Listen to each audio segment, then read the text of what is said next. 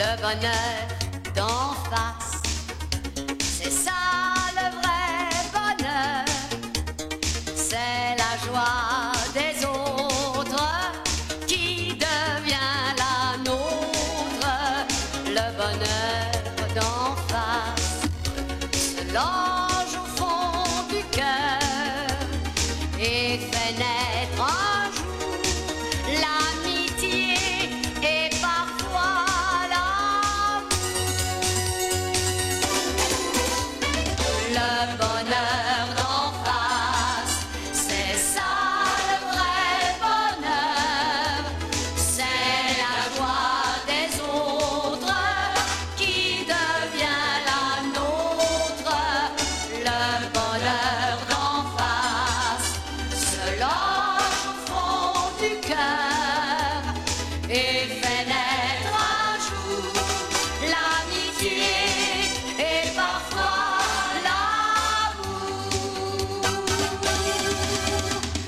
Et fait naître un jour l'amitié et parfois l'amour.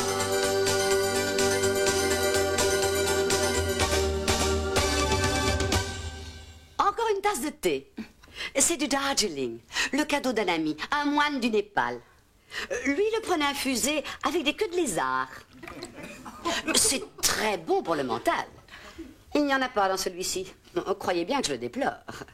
C'est tellement difficile d'en trouver des frais. Quant aux surgelés, ils sont hors de prix. Du lézard, comme c'est étrange. Enfin, je veux dire, c'est spécial. Vous avez dû en voir toutes ces coutumes étranges au cours de vos voyages. Mon œil est la seule limite du monde, a dit le sage Rama Burnak Segamoda. Vous devez parfois vous ennuyer, hein? Une maison si tranquille, ces jeunes gens si calmes, si bien élevés. On se résigne, on s'adapte.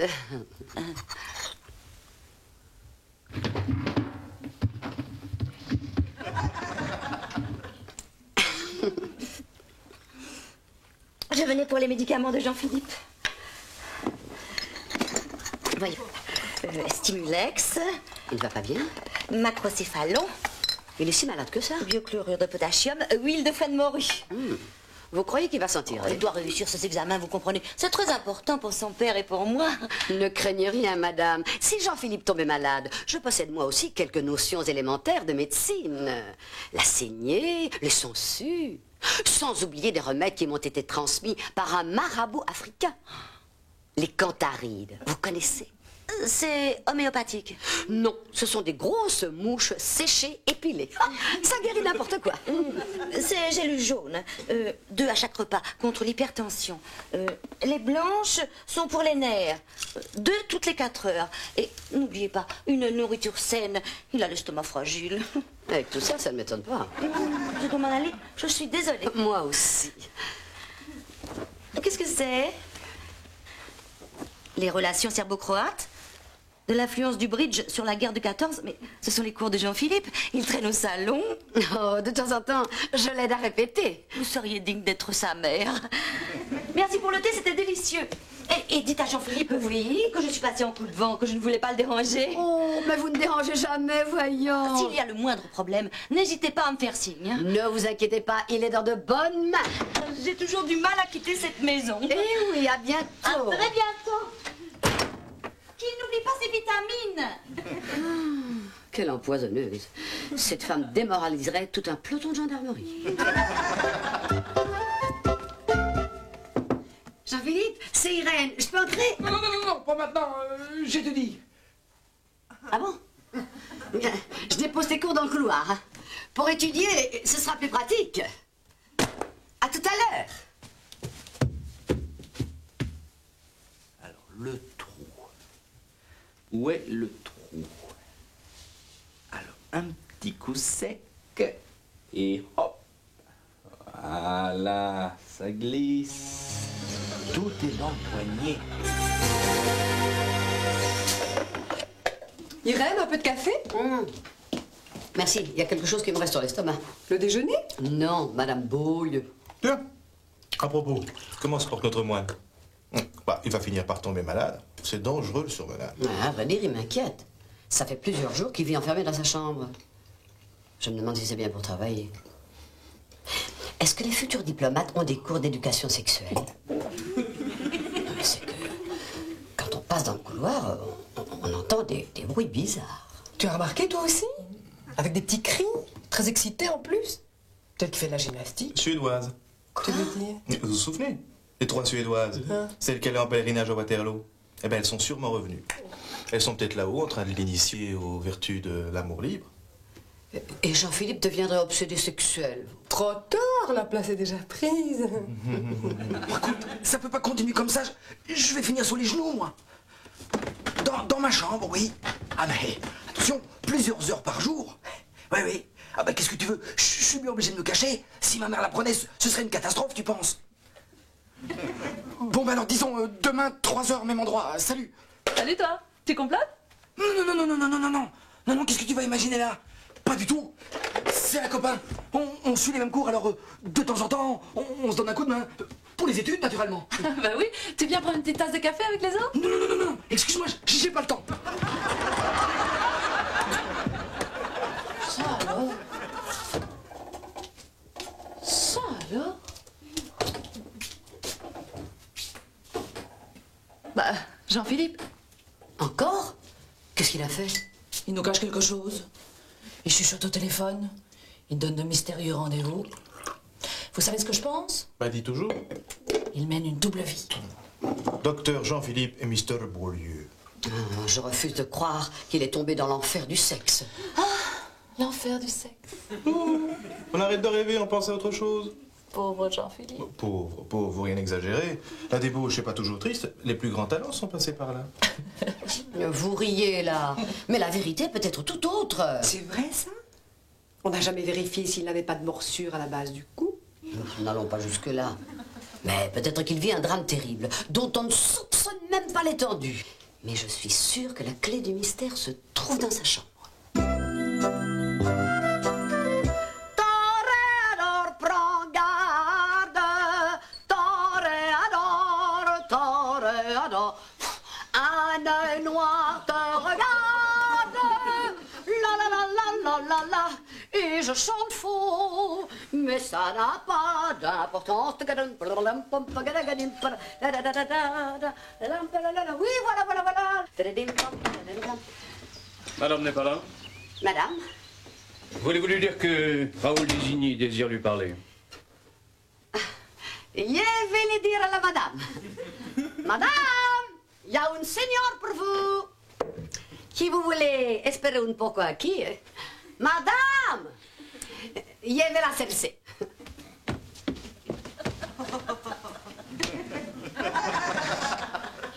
Vous désirez me parler?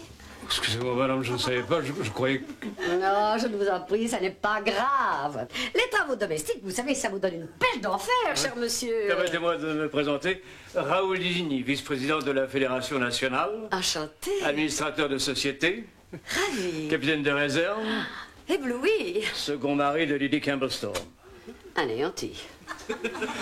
Ma démarche va peut-être vous paraître un peu délicate. Au contraire, je trouve que vous vous déplacez avec beaucoup de grâce.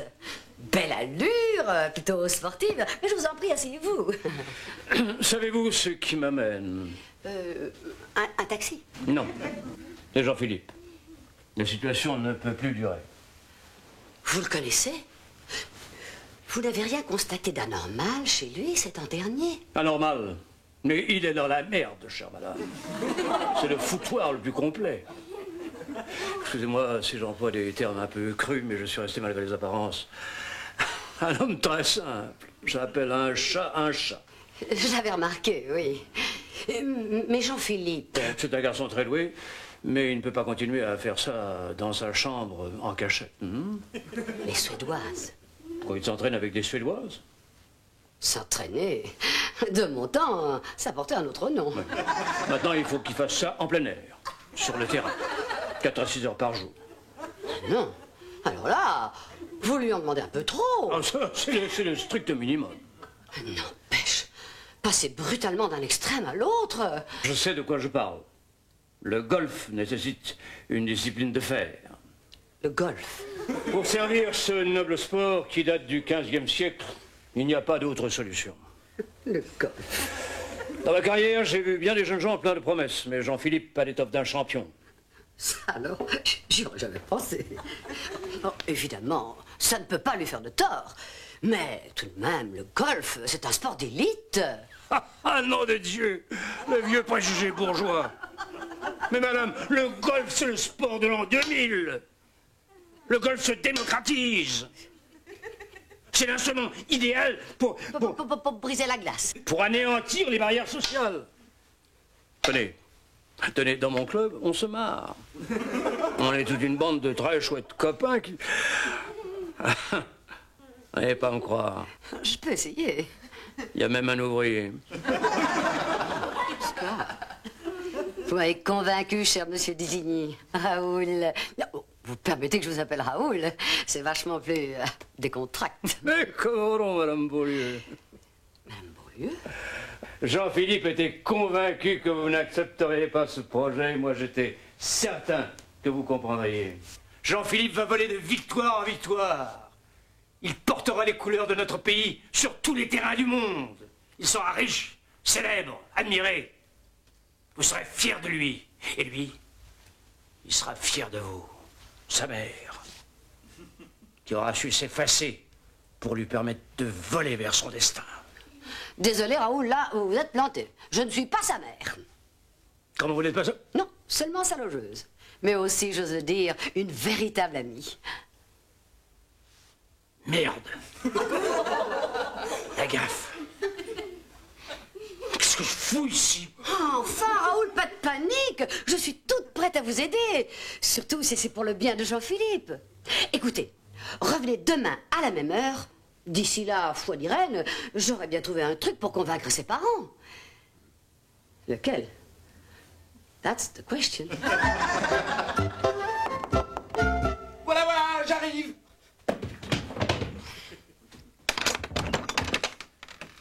Oh, c'est toi, Irène. Viens, entre. Je faisais justement un petit peu de rangement. Bonne idée. Un peu d'exercice, ça te change de tes bouquins. Ben oui. C'est vrai que t'es tout pâle. Tu n'irais pas t'aérer un peu? Faire un peu de sport? Un peu de sport? Oh, tu sais, moi, à part les mots croisés, j'ai pas le temps. Hein. Trop de matière. Grise. Comme l'avenir que tu te prépares. Rat de bibliothèque, ensuite rond de cuir. Toujours entre quatre murs. Mais je voyagerai plus tard quand je serai consul. Oh, un bureau est un bureau. Ici, à Abidjan ou Istanbul. Hein? Tu seras fonctionnaire, mon fils. Mon fils? Excuse-moi. C'est à cause de Raoul. De qui? Une connaissance. C'est amusant parce que justement, il me parlait d'un certain Beaulieu très doué qu'il aurait rencontré sur un terrain de golf. Un terrain de golf? Ah, sûrement pas. J'ai pas le temps. Oui, c'est les études avant tout. Mais ça ne te plairait pas d'en faire?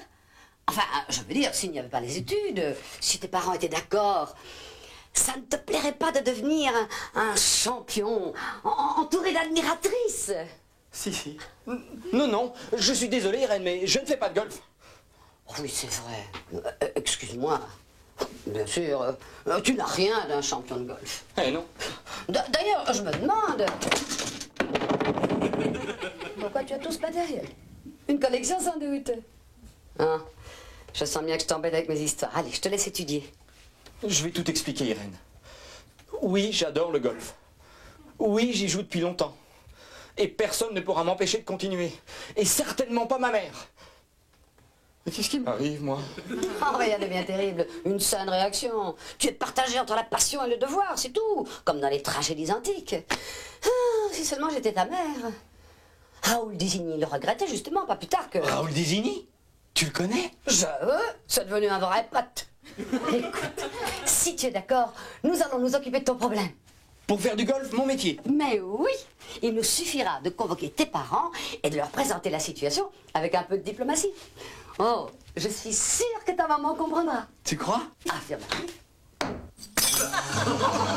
Ça commence bien.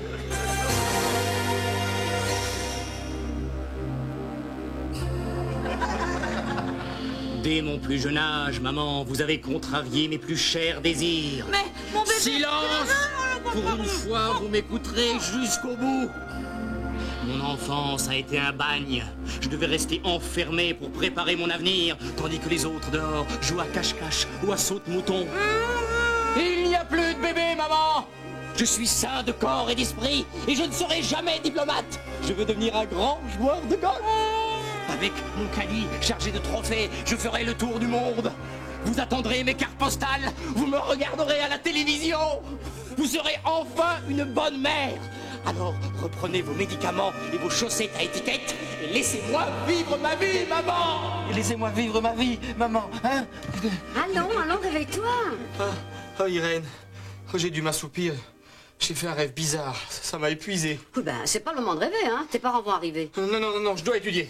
Ah non, le plan. On doit appliquer le plan que nous avons mis au point. Mais ça marchera jamais, ça va être une catastrophe. Tu veux dire adieu à tout ça? Bon, alors, courage. À la guerre, comme à la guerre. Je ne pourrai jamais. Mais non, inutile de cacher tout ça. Fini le temps de la honte. Bientôt, tu seras libre. Oui, bien sûr. Allons, de l'audace, encore de l'audace. Et de toi, Irène t'aidera. Tous les accessoires sont prêts? Oui, tout est là. J'ai le trac, Irène. Je voudrais disparaître. Tous les acteurs connaissent ça. C'est normal. Surtout quand on doit jouer le rôle de sa vie. Allez, exécution. Hop. J'espère qu'il n'est rien arrivé à mon bébé. Oh, rassurez-vous, tout va très bien. Il sera là dans peu de temps. Mais installez-vous. Alors, chère madame, pourquoi cette convocation? Vous voulez augmenter la pension? Ah non, pas du tout. Non, il s'agit d'une surprise plutôt agréable. Vous voulez la baisser, alors? Ah, non plus, non. Mais vous boirez bien quelque chose? Si vous avez un jus de fruits. Oh, et moi, une tasse de votre thé si particulier. Oh, tu devrais en goûter, chérie.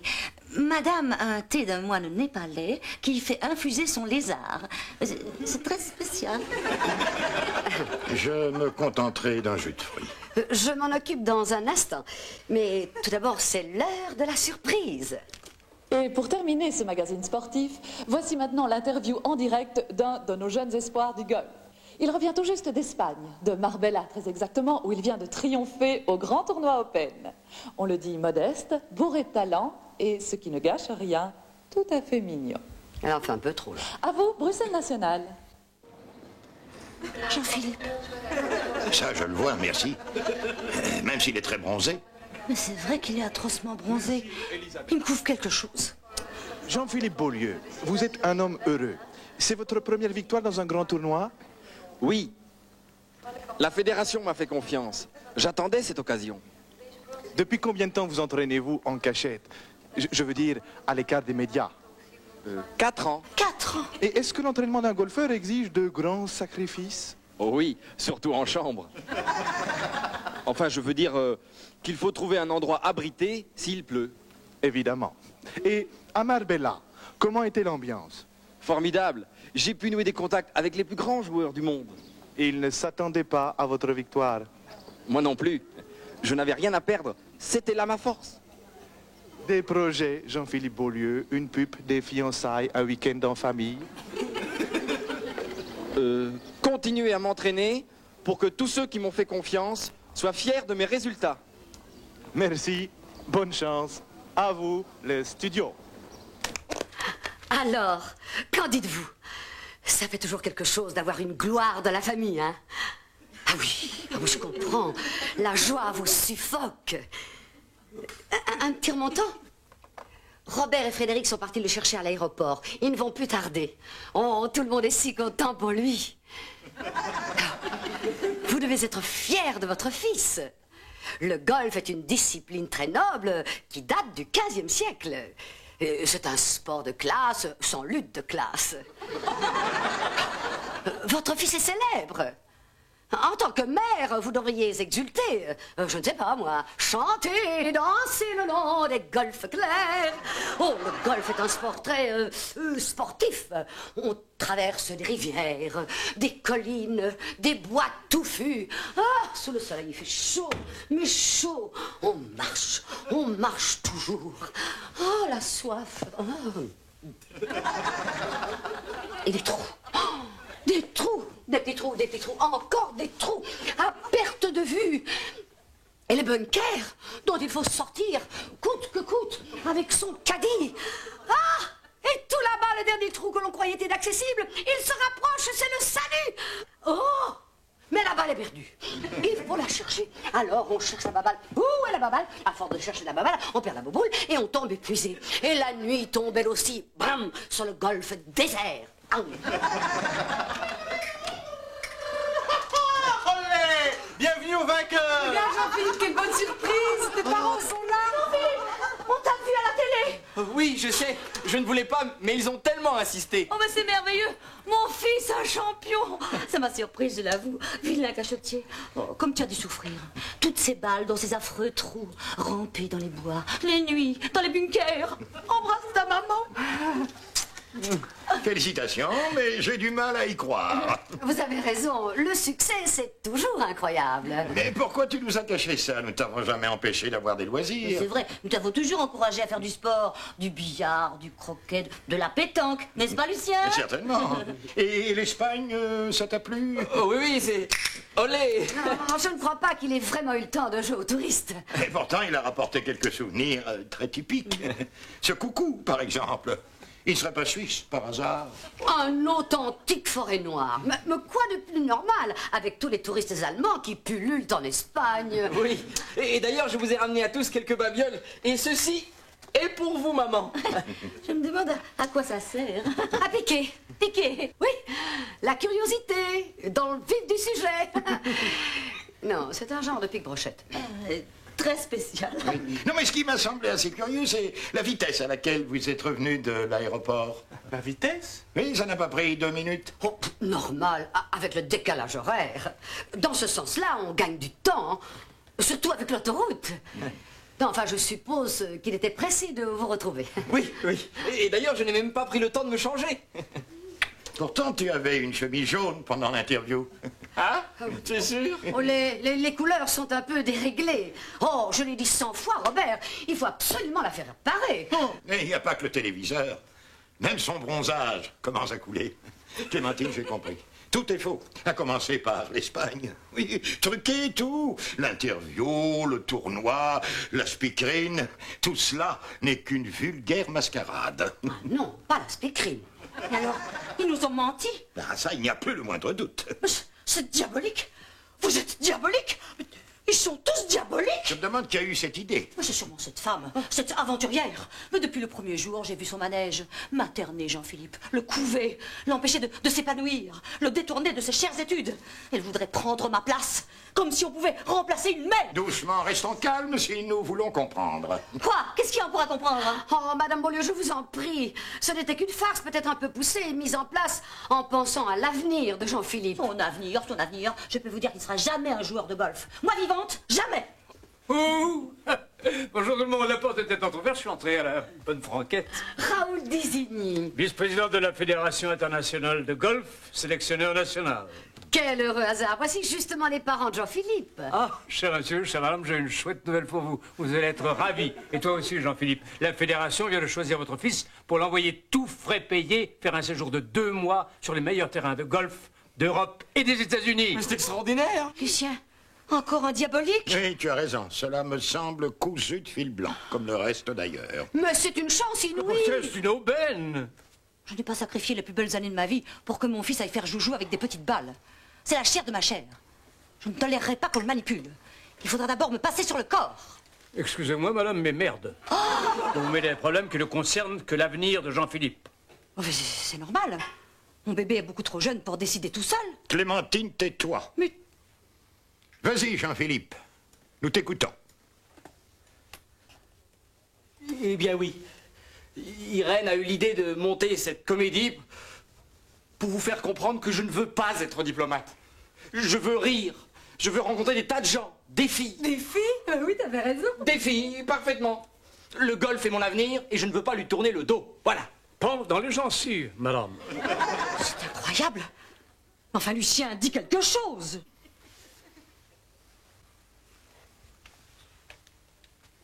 Mon fils, je suis fier de toi. Lucien. Clémentine, je t'en prie. Encore une fois, pour l'amour de Dieu, madame, bouclez-la.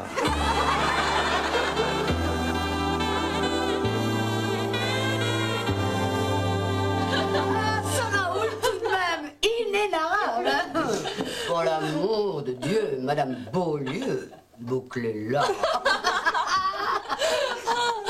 Moi, j'aurais bien aimé voir Jean-Philippe en colère. Il doit être beau. Moi aussi, quand je suis en colère, je peux être très beau. Entre, Jean-Philippe. Viens te montrer. Non, vous allez vous moquer de moi. Nous manquer d'une future vedette? Bon, tu n'y penses pas? Et c'est à cause du cadeau de mon père. Il le portait quand il avait 18 ans. Allez, vas-y, entre.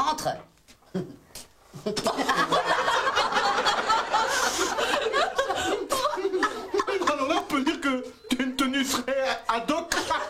Ouais, sans blague, quel RG. Ça dépend pourquoi. Si c'est pour jouer au golf, passe encore. Mais si c'est pour draguer les nanas, alors permets-moi de te dire que c'est tata.